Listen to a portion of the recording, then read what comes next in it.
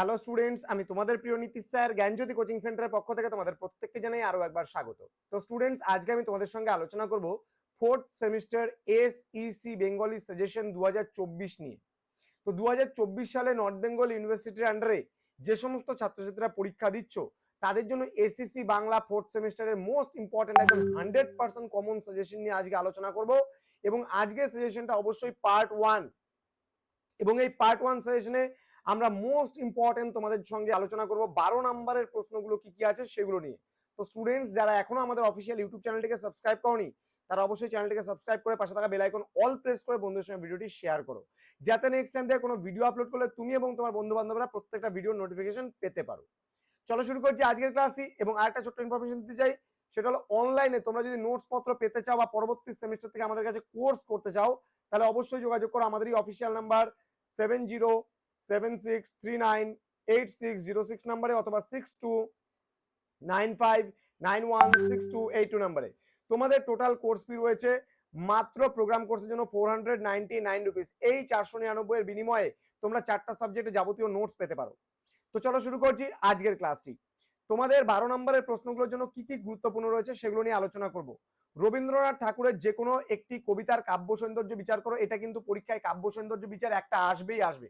এবার এই কাব্য সৌন্দর্য বিচার ভেরিয়াস টাইপ অফ কোশ্চেন্স হতে পারে, কোশ্চেন দেখে ঘাবড়াবে না। এই 4 ধরনের প্রশ্ন থাকতে পারে কাব্য সৌন্দর্য বিচারের থেকে।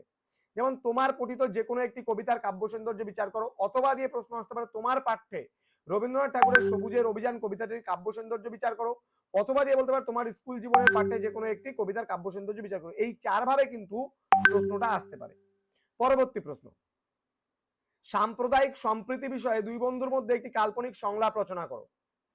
3 নম্বর প্রশ্ন, তোমার মহাবিদ্যালয়ে রক্তদান শিবিরের উদ্দেশ্যে আয়োজিত সভার জন্য একটি তাৎক্ষণিক বক্তব্য রচনা করো। 4 নম্বর প্রশ্ন, তোমার মহাবিদ্যালয়ে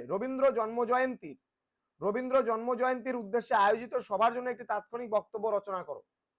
নেক্সট 5 নম্বর প্রশ্ন, তোমার মহাবিদ্যালয়ে নারী দিবসের উদ্দেশ্যে আয়োজিত সভার জন্য একটি তাৎক্ষণিক বক্তব্য রচনা করো। পরবর্তী প্রশ্ন 6 নম্বর প্রশ্ন, মহাবিদ্যালয়ে অরণ্য সপ্তাহ পালনের উদ্দেশ্যে আয়োজিত সবার জন্য একটি তাৎক্ষণিক বক্তব্য রচনা করো। ঠিক আছে, এটা এক্সট্রা চলে এসছে। দেন অতিরিক্ত মোবাইল ফোনের ক্ষতিকারক দিকটি মাথায় রেখে একটি ছোট গল্প রচনা করো।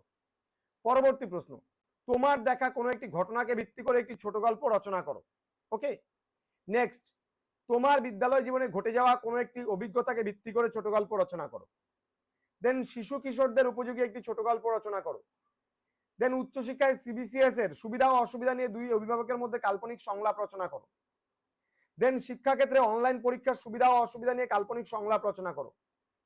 পরবর্তী প্রশ্ন, কোভিড পরবর্তী সামাজিক সমস্যা বিষয়ে একটি ছোট গল্প রচনা করো। দেন দ্রব্যমূল্য বৃদ্ধি নিয়ে দুই বন্ধুর মধ্যে কাল্পনিক সংলাপ রচনা করো। দেন কাব্য সৌন্দর্য বিচারের ক্ষেত্রে ছন্দ অলঙ্কার এবং শব্দবিন্যাসের গুরুত্ব আলোচনা করো। এই 15টা প্রশ্ন তোমাদের প্র্যাকটিস করতে হবে। এসইসি বেঙ্গলি যেটা আছে ব্যবহারিক যে শিখন শৈলী, এবার এই ব্যবহারিক শিখন শৈলীতে তোমাকে কিন্তু অবশ্যই এগুলো লেখার অভ্যাস তৈরি করতে হবে। যদি লেখার অভ্যাসগুলো তোমার তৈরি না হয় তাহলে কিন্তু তুমি পরীক্ষায় কখনোই এই 12 নম্বরের প্রশ্নগুলো সঠিকভাবে উপস্থাপনা করতে পারবে না। সুতরাং এখনো সময় আছে, কিছুদিন বাড়িতে লেখার অভ্যাসটা তৈরি করো।